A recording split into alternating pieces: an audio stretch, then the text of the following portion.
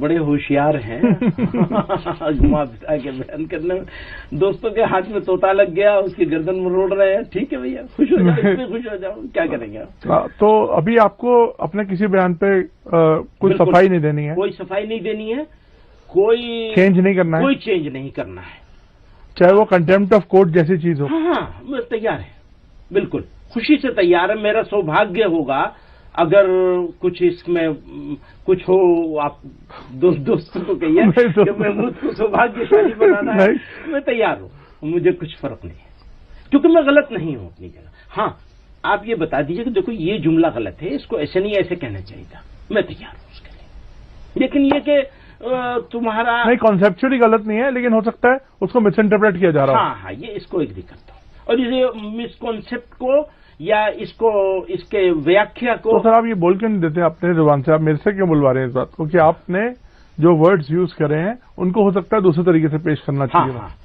नहीं, मेरे वर्ड्स बिल्कुल सही है, मेरे वर्ड्स बिल्कुल सही हैं, और अभी तक मेरी समझ में नहीं आया कि मुझे ये नहीं यूं कहना चाहिए था, क्योंकि ये नहीं यूं तो मैं पहले भी कह चुका हूं, उसका कोई फायदा नहीं हो रहा है। तो ये डायरेक्ट है? डायरेक्ट है और सही बात है। अलबत्ता ये अपॉर्चुनिटी लोगों को मिल गई या दोस्तों को इसकी तलाश थी, तो ठीक है, मुबारक हो। तो आपको जिस तरह से मुस्लिम कम्युनिटी के कुछ स्कॉलर्स ने भी क्रिटिसाइज किया, बीजेपी ने भी किया, इस पर आपको कुछ कहना है? नहीं, अच्छा किया है। देखिए, सब लोग एग्री नहीं करते, कुछ लोग डिसएग्री भी करते हैं। मैं मुसलमान भी, अगर सारे लोग एग्री करेंगे तो ये क्या बात हो गई।